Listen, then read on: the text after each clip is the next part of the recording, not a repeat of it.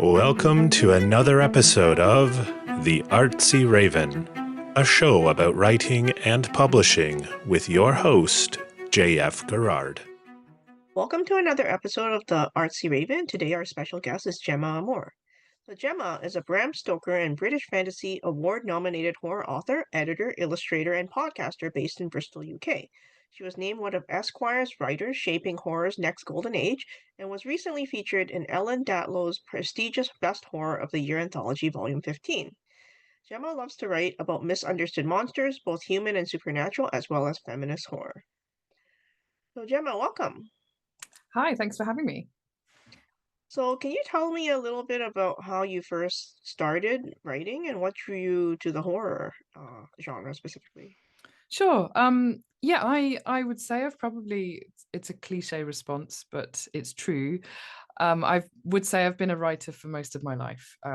I can remember habitually writing every day in a diary from the age of about 11, I think was when I started diary keeping. And I didn't fully sort of appreciate at the time as a kid, just jotting down my thoughts and feelings on a daily basis. But actually, when you are an adult and you're a novelist and you're writing, that process is very similar. You're essentially sitting down every day. And although what I do is fictional, there is a huge element of me also expressing my own thoughts and feelings and working through events in my life in a very similar way to when I was a child. And I was also a very avid reader.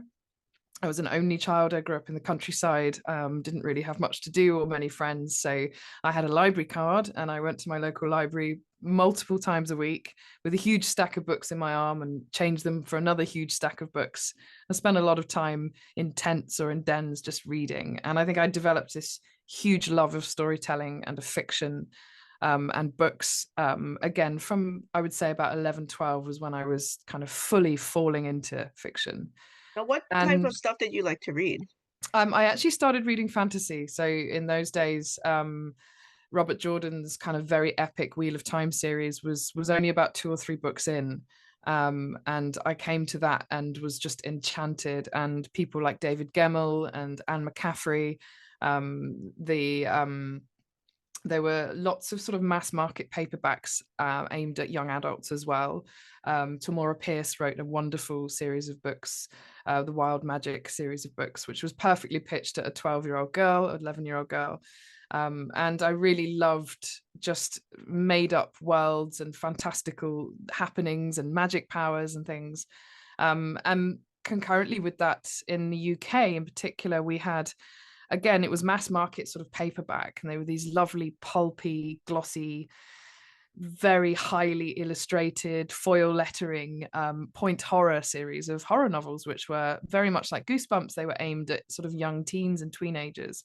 And R.L. Stine was one of the writers, but there was a whole range of these, authors writing horror stories for people of the age I happened to be. So that sort of all of those things combined together gave me this driving passion from a very young age to want to sort of be a writer. And I tell this story quite a lot, but when I was about 13, 14, I wrote my first ever, I guess, novel, you would call it. And it was a rip-off of The Lord of the Rings. It was full of dragons and archers and warriors and all of the things. It was a quest novel. I drew a dragon on the front cover and laminated it in sticky plastic, and I gave it to my English teacher, and it would have been very easy for him as an adult to sort of tease me or make fun of me, but he actually took it away. It was handwritten in a notebook. He took it away, he read it, he brought it back, and he treated it with nothing but sort of gravitas and seriousness. And I guess that was my first ever experience of having written a work of fiction and having someone take it away and read it and provide constructive feedback and criticism. And that was it for me. So for most of my sort of spare time after that, I was always writing stories, trying to write novels. And throughout my early adult life, I was always trying to finish a novel and never managing to, because I had a social life or I had a job, or I just didn't have the skills necessary to know how to finish a novel. And it wasn't until I was about 32, 33 and I was unemployed, and I'd been fired and I was very unwell. And then I had a lot of free time on my hands. My child started school. So I started trying to learn how to finish things, and then it sort of just went from there, really. And here I am today. So So what was the first thing you finished and managed? I managed to do sort of two things at the same time. So there's a series of unfinished novels in my hard drive that go back about 20 years, which I am actually slowly revisiting and reworking and reviving. Now I know how to do it. But the first thing that I remember finishing was a short story. Mhm. And that was actually a sensible move for me. I stopped trying to write novels and I started trying to write short stories. And the act of actually being able to finish something was very confidence building for me. And because I was unemployed and I wasn't particularly well, I was looking for ways to distract myself, and I stumbled across a horror anthology audio drama podcast called the No Sleep Podcast, and they used to take their stories from the No Sleep subreddit and adapt them into these wonderful sort of immersive audio dramas, and there would be 4 or 5 different stories every week, and it was amazing, and I loved it, and I was addicted. And then I found out they were open for submissions as well as taking the stories from Reddit. So I wrote this short story and I sent it off, and I couldn't believe it when they accepted it and adapted it. And that was my first taste of having something adapted and that I got paid for as a writer. And the podcast really took me under their wing, and I became very good friends with most of like the cast and crew, and the showrunner David really supported me. So I kept writing stories for them. And before I knew it, I had a collection worth of short stories. So I self-published, and I had enough people that I knew would buy it because they listened to me on the show, that it sort of, I was able to build up a kind of small and loyal, I guess, readership. And yeah, and at the same time, because I was dealing with lots of sort of mental health issues and illness, I was sort of diary dumping all my thoughts and feelings into this sort of growing manuscript. And I didn't realize I was actually kind of writing a novel until I realized I was writing a fictionalized account of my own struggles with postnatal depression and things like that. And I was approached by a publisher who asked if I had anything novel length. And I said, well, actually, here's this thing I'm working on. And then I managed to sort all of the jumbled thoughts and feelings and images out into a sort of narrative structure. And that was my first novel that I ever completed. So it all sort of worked together very quickly and very well. There was a lot of synchronicity in what happened, but yeah, a lot of luck and being in the right place at the right time as well. So are you still involved with the podcasting stuff? Very much so, yes. Yeah, okay. I've just my season 23 is just wrapped, and my story, There's Something in First Landing State Park, was the season show finale. It's like a big sort of hour and a half long full wow. whistles and bells production, which is always great. And I also help out behind the scenes now a little bit as well with some bits. So they're great people, and the podcast is free to listen to, and if you want extra stories you can pay a little bit more, but it's thousands of hours of content on there that you can while away the hours with if you like spooky stuff. So how did you get into writing, I mean, this feminist horror they're calling it, and what is that? I mean, I think it helps that I identify as a woman, and my kind of lived experience every day is mildly horrific in a number of different ways. I am 43 years old and perimenopausal, so body horror and bodily autonomy and functions and physiognomy are always kind of front of mind for me anyway. And particularly in light of things that I see happening around the world with various different women's rights in relation to bodily autonomy, I think it's always something that I've been super aware of. I've always struggled in my own skin as well, and I struggle with things like dysmorphia and stuff. So it makes perfect sense to me when it comes to writing. The horror genre is a very good platform upon which you can explore a lot of these quite complicated issues, particularly feminist issues, and particularly, again, through the lens of body horror, which is a very thriving subgenre. And it makes sense that if you're writing about the female body, you're probably writing about things like periods or, stuff like that other people have traditionally found very squeamish. But to me, is part of my daily lived experience. So it's interesting to explore that through a kind of literary lens, and our complicated and very personal relationships with our bodies as well. Do you ever get any feedback from men on what I guess they would like to learn more about in feminist Yeah, works? I mean, a lot of my readers are men, and they're very complimentary about the stuff that I write. And quite a lot of them also want to tackle these topics too. I have a friend who wanted to write a novel from the perspective of a perimenopausal woman because he'd watched all the struggles his wife had gone through. I think that I have certain thoughts and feelings about that, whether or not he was the right person to tell that story, but I'm not really in a position to be able to dictate. And I think actually if you do tell somebody that they can or cannot write something, then we get into sort of dodgy territory in Hmm. terms of freedom of speech and stuff like that. But I have a lot of interested readers who, when I wrote the book I was talking about earlier, which was the exploration of my postnatal health issues, the novel's called Full Immersion. And I had a number of people reach out to me after it was published, women, um, and mothers, and sort of thanking me for writing an experience they didn't think they would be able to communicate to somebody else very easily, and that they could recognize what I was going through, and they felt sort of seen and heard.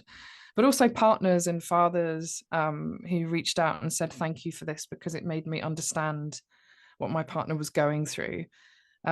So yeah, I do occasionally get some negative feedback as well, but I, like most things, I try not to like pay any attention to that. Yeah, it's anytime you attach a sort of feminist label to anything, whether it's art or literature or poetry or whatever, somebody's going to get grumpy about it. Yeah, that's true. Now, can you tell us a little bit about your latest project, Itch, and what inspired this story? I can, yes. I'm not sure if this is being filmed or not, but I have a copy Yep, here. it Here is. we go. Okay. Itch is a folk horror novel that's being pitched by my publisher for marketing purposes, I suppose, as femgore, because that's the new kind of cool thing, but also without minimizing it. There is a very strong growing set of women and people who identify as such writing these feminist gritty gory novels that explore the things we were just talking about, unique sort of stories and perspectives that are ideally suited to this kind of literature. And I'm thinking Lucy Rose with The Lamb, and most of what Tessa Mosfegh writes. And I just finished Mia Ballard's Shy Girl, which is very much in that vein, and Lee Radford with One Yellow Eye. And there's like a whole movement going on, which is really exciting to me, of this kind of literature. It falls into that category. It deals with, I guess, historical misogyny. It's a murder mystery. It's a folk horror murder mystery that is a femgore novel set in a very rural part of the country where I live. It's set in the Forest of Dean, which is very close to where I live in Bristol, which is a very damp, mossy, wet, foresty part of the world. And it's about a young woman called Josie who is returning to her childhood home after leaving an abusive relationship. And she wants a fresh start, and she's sort of going back home to maybe sort of live the quiet rural life for a little bit and recover, except she doesn't get a chance to, because she stumbles across a dead body in the woods, and the body is infested with ants, and Josie slowly starts to believe that she's also infested with these insects. And there's, for anybody who sort of struggles with formication related conditions and OCD, there are some sort of nods towards some of those issues as well in the book. But it's also a book about women who like each other and who actually get on with each other, because sometimes in horror novels they're all sort of pitched against each other, which I've never particularly liked. I always feel like women would pull together in a crisis rather than tear each other apart.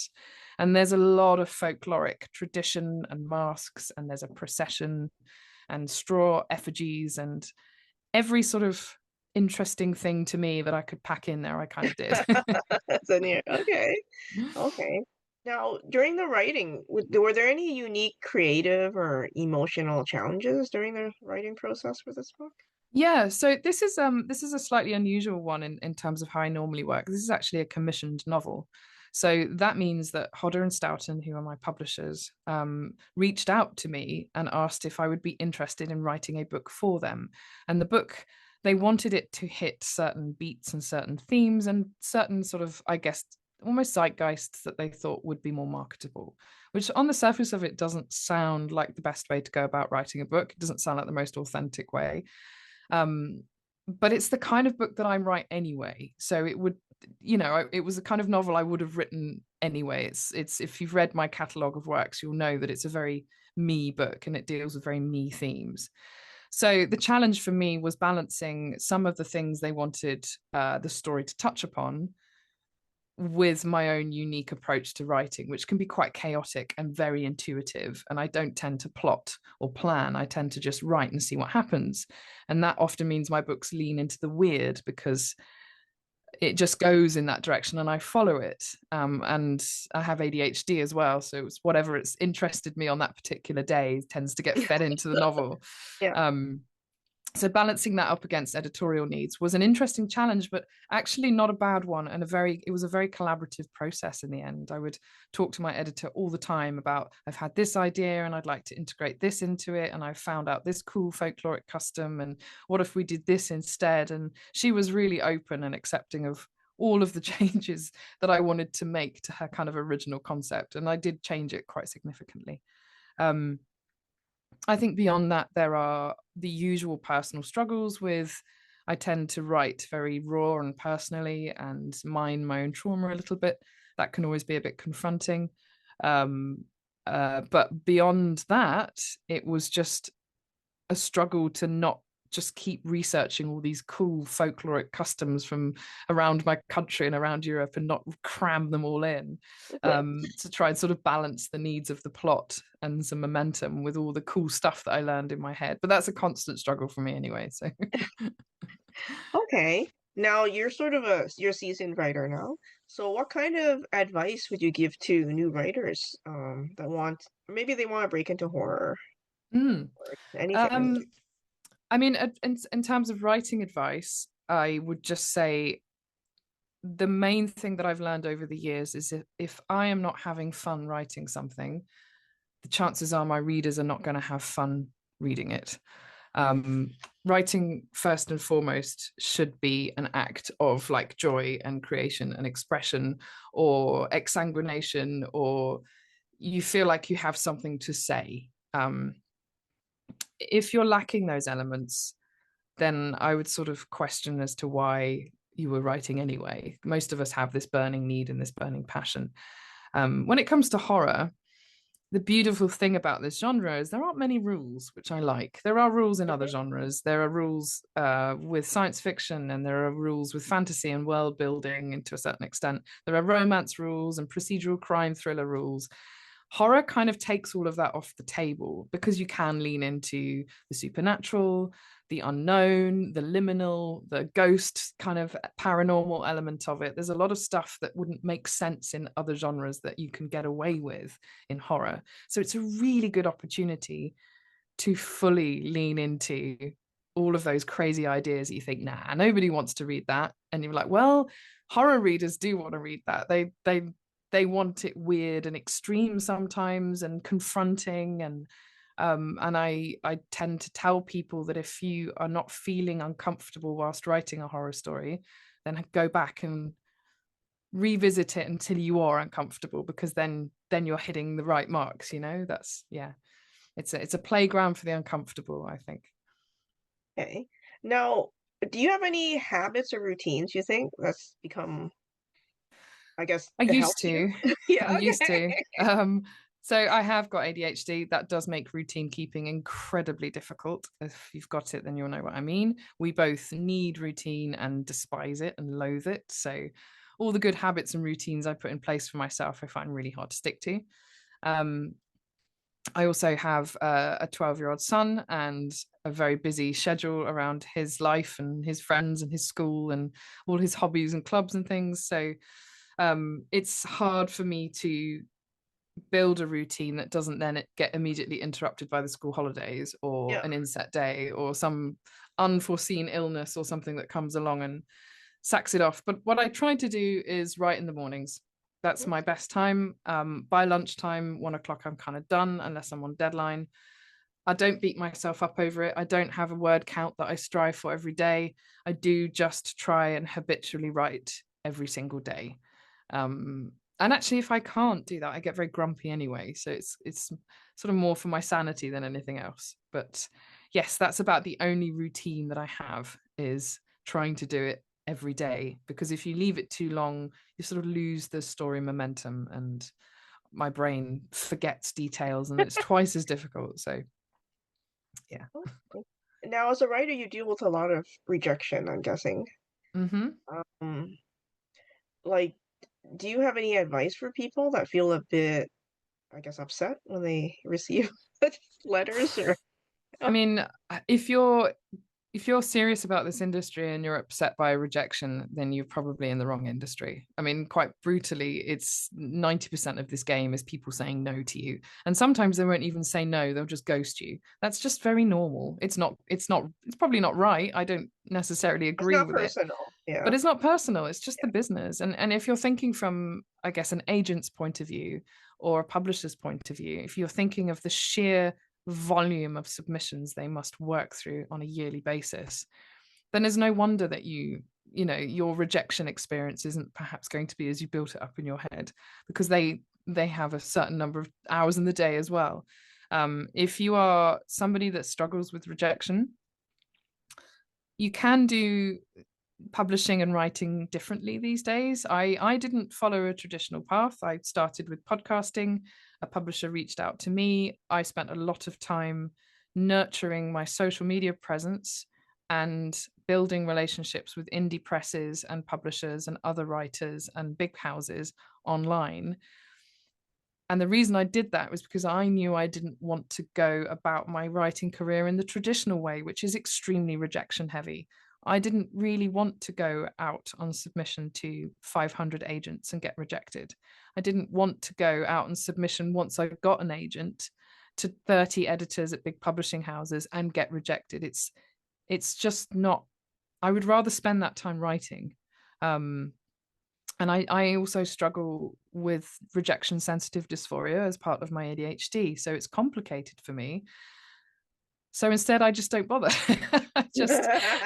And I know that sounds odd, but I've cultivated ways by which I don't have to do it that way. I either self-publish something if I want to get a book out there, or I'll approach an indie, or an indie will approach me. And I've built up enough of a reputation now that the big five offer that I had from Hodder came into me through an Instagram DM, which is literally unheard of. But I'm not complaining, and that's not to say that I sort of taking anything for granted. I put in the work, but I put in the work in a different way, and that work was networking and building relationships on social media and going to events and meeting people in person.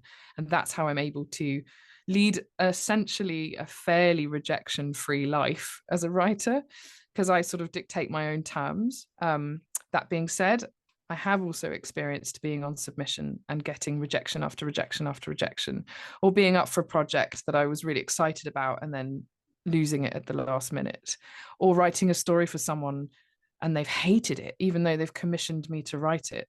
That's all part of the industry and part of the job, and you do just get really used to it. And if you cannot build a thick skin, then you are going to struggle in this game. So yeah, that's my advice. Is, unfortunately, it sounds very callous, but grow a thick skin, and if you can't handle rejection, then find ways around it.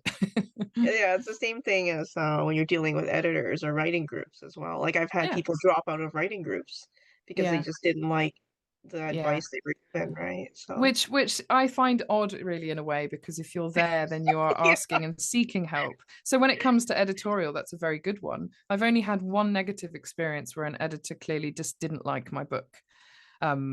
I am here to learn as a writer. So if an editor makes suggestions, I'm reading them and I'm going to take them on board. They may not agree with all of them, but by and large, the editor knows more about how to put a sentence together than I do. So I listen to them and I take their advice on board.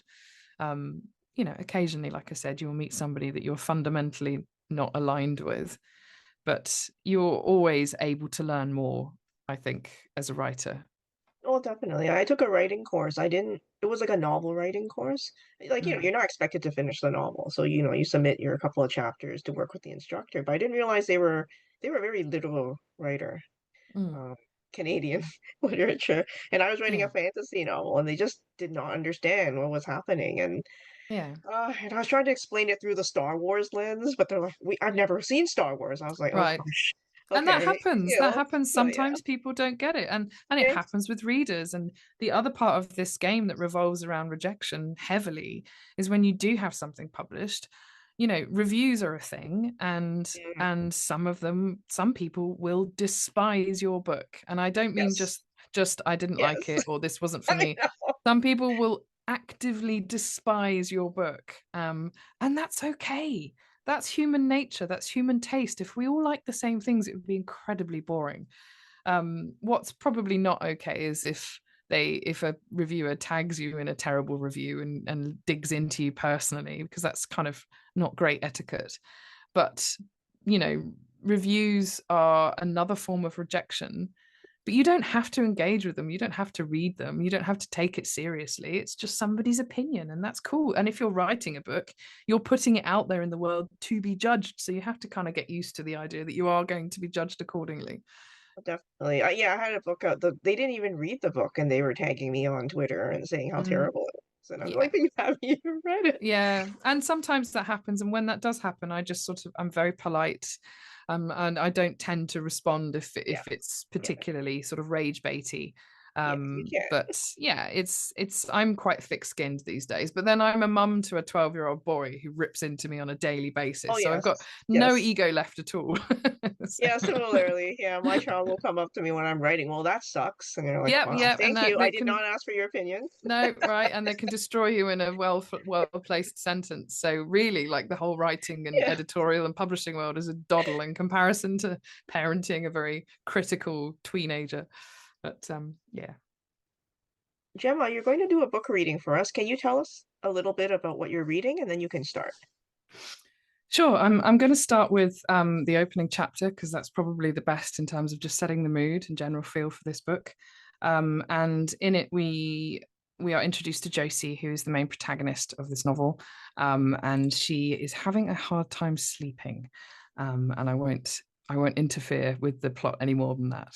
So Okay, I'll just go ahead and read if that's yeah, cool. sure. 2001.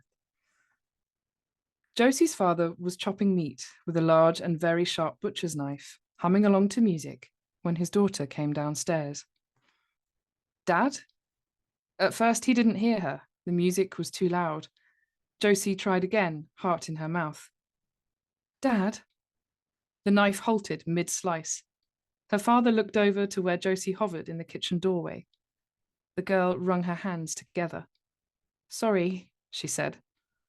Her father reached out, turned down the CD player, just enough to be heard over. Are you a good girl, Josie? He asked then. Josie didn't know how to answer that. The question, delivered so abruptly and without any context, felt like a trick. She wrinkled her nose, fiddling with a strand of hair that had come loose from her braid, as she worked through the best possible response. If she said yes, her father would no doubt disagree. Worse, he'd be disappointed with her for lying. Josie knew she wasn't a good girl. She had a hard time paying attention, was clumsy, frequently lost or broke things, and was often getting into trouble. A truly good girl would do none of those things. If she answered no, however, her dad would be equally as disappointed in her. He would say she should try harder then, to be good. He was alone now, he would remind her sternly. She should behave better. Teamwork, he was fond of muttering, brows low with disappointment. It's supposed to make the dream work, Josie. And she tried, she really did, but sometimes she made mistakes. Didn't most people make mistakes? Her father didn't like mistakes very much. Josie didn't hold this against him. He had a lot on his mind lately. People, other adults, went out of their way to tell her that wherever possible. Your dad's got a lot on his mind, love. Don't take it to heart. He still loves you. It was best not to upset him, they said. And yet here she was, interrupting his evening. Her father stood waiting, head cocked to one side, face highlighted in a peculiar fashion, by the harsh kitchen lighting overhead. Josie scrunched her toes against the freezing tile floor. Rain assaulted the window panes of their cottage. It sounded like thousands of fingernails tapping the rattling glass. Wind whistled and moaned down the chimney in the living room. Autumn is trying to get in, Josie. Can you hear her? When Josie's mother used to say that, Josie would imagine a long, earthy woman wrapped around their house like a strangling root, her tangled auburn hair draped across the roof, skin made of crinkly leaves, fingers that were spindly twigs, tap, tap, tapping on the panes. Let me in. It's cold and wet out here. Let me in. Josie said, stalling for time. Thunder pealed in the distance, added percussion for the orchestral efforts leaking out of the CD player. Josie didn't know what tonight's music was called, but it had lots of violins in it, all hacking away together in a frenzied manner. It didn't sound very nice, not to her ears. It sounded how she imagined a headache would sound. Her dad loved music like this. He liked cooking to it. Violin concertos were his favourite, he said. At first, she'd misheard him. She thought he'd been saying violent concertos. She still secretly called them that. Josie didn't know what a concerto was exactly, but she did know they were very loud, sometimes so loud the music filtered into Josie's dreams. Perhaps that was why she was awake now. Dad was cooking later than usual tonight. Josie knew better than to ask why. Dad had a way of turning questions into conversations she didn't want to have you done your French homework? Or why are you bothering me? Or did you take the money from the jar on the mantelpiece? Or when will you learn to fucking behave, Josie? Her father hated questions almost as much as he hated mistakes. Yet Josie had woken up, and now she could not get back to sleep. And Dad was being weird for some reason. Well, he persisted, are you? Thunder rumbled again, closer. Josie plumped for honesty. Being honest was good, wasn't it? I don't know, she replied, looking down at her blue pajamas with gold stars on them. A gift from her mother. She was getting too big for them, but refused to wear anything else to bed. Her pale ankles stuck out well below the hemline, making her feet look twice as big. An ant ran suddenly across her left big toe, a large black ant with a huge head capped with giant pincers. Josie gasped and twitched, jerked her foot. The ant scrambled off towards the kitchen cabinets. Her father narrowed his eyes, murmured something, turned the volume dial back up on the CD player, and went back to chopping meat, ignoring her entirely. Minutes passed. The music swelled, rising to a crescendo that Dad seemed to get lost in. Eyes half closed, head tilted back, his carpenter hands kept going at the meat. Josie marvelled at how skilled he was, how he never managed to cut himself.